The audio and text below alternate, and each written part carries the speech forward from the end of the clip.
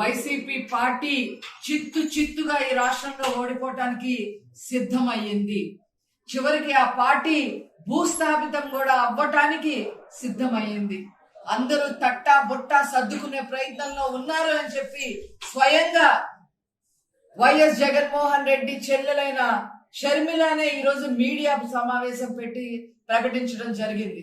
ముఖ్యంగా ముందు పాస్పోర్ట్ తీసుకొని అవినాష్ రెడ్డి పారిపోతారు, ఆ తర్వాత జగన్మోహన్ రెడ్డి భార్య భర్త ఇద్దరు పారిపోతారు అని చెప్పి ఆవిడ స్వయంగా షర్మిలానే ప్రెస్ మీట్ లో చెప్పడం జరిగింది.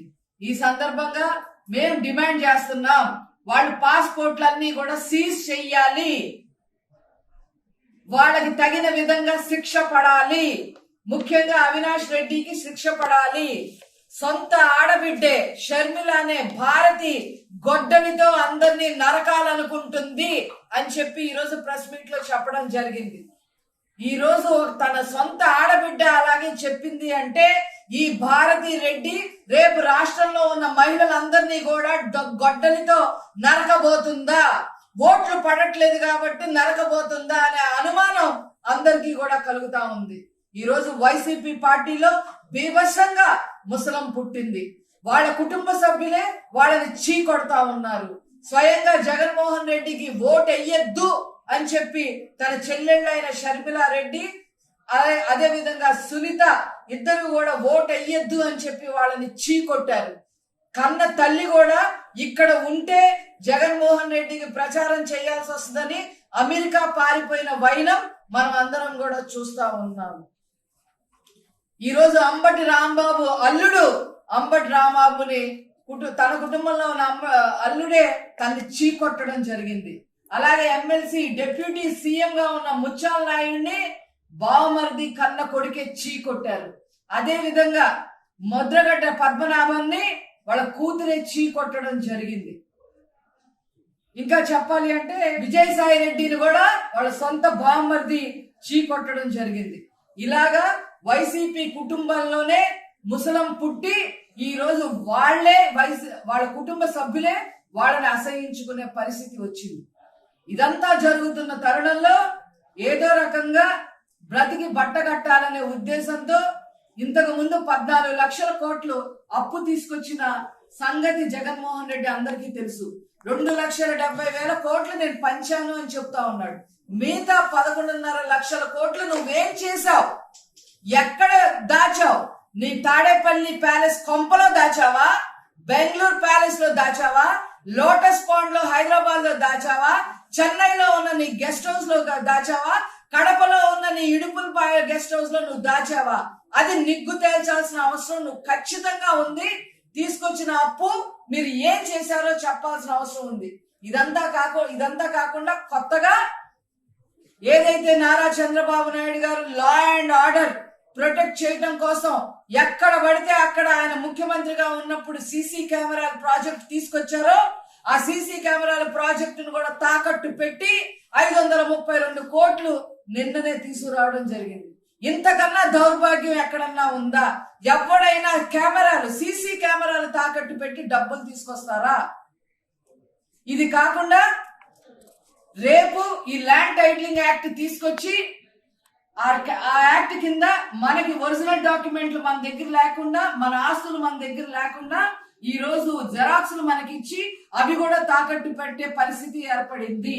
మీ అందరికీ తెలుసు, ఇంతకు ముందు తాగుబోతులందరినీ తాకట్టు పెట్టి 50,000 కోట్ల రూపాయలు తీసుకురావడం జరిగింది.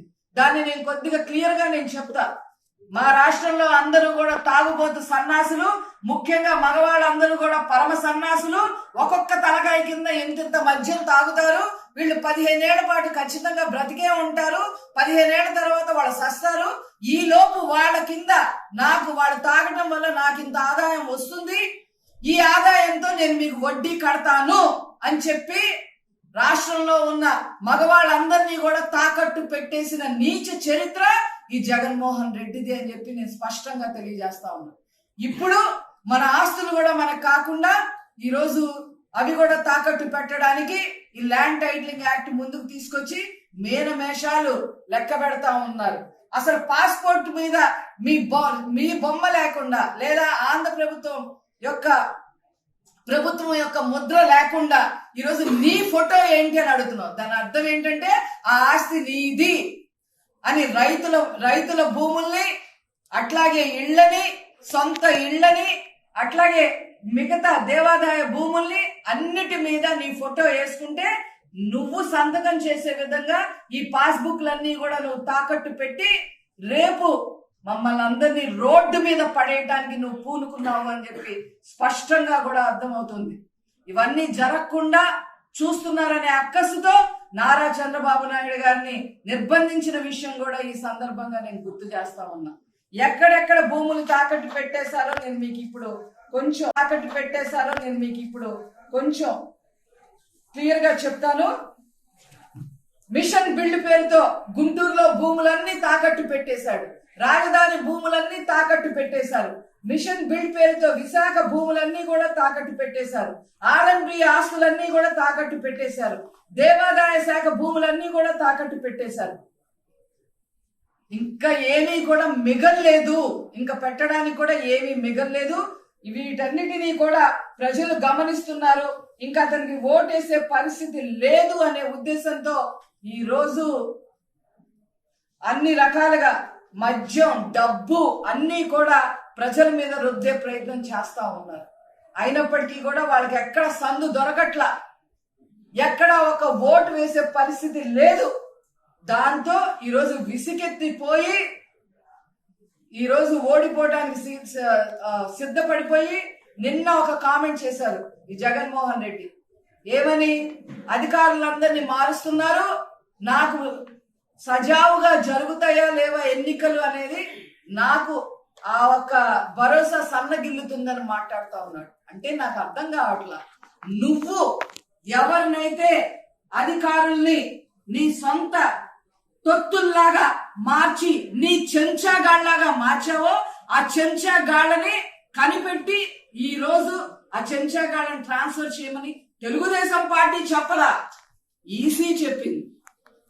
అంటే ఈసీ అంటే కూడా ఈ వైసీపీ ప్రభుత్వానికి లెక్కలేదు, జగన్మోహన్ రెడ్డికి అంతకన్నా లెక్కలేదని కూడా అర్థమైపోతా ఉంది. అంటే ఈయన చేసే దుమ్మిలకి రేపు ఈయన రావణ కాష్టంలాగా ఈ రాష్ట్రాన్ని మార్చి ఓట్లు వేయించుకోవాలి 13వ తారీఖు అనే దానికి ఈ రోజు ఈసీ నీళ్లు పోసిందని చెప్పి ఈ రోజు ఆ విధంగా వేరే విధంగా అతను అక్కసు కక్కాడు అనేది క్లియర్ గా అర్థమవుతా ఉంది. ఏదేమైనప్పటికీ కూడా నారా చంద్రబాబు నాయుడు గారు జూన్ 9వ తారీఖు ప్రమాణ స్వీకారం చేస్తున్నారు. 161 సీట్లతో ముఖ్యమంత్రి కాబోతున్నారు. ఎంపీ సీట్లు 25 గాను 22 సీట్లు తెలుగుదేశం ఎన్డీఏ కూటమి గెలవబోతుంది. ఇది తథ్యం అని చెప్పి ఈ సందర్భంగా తెలియజేస్తూ నేను సెలవు తీసుకుంటాను.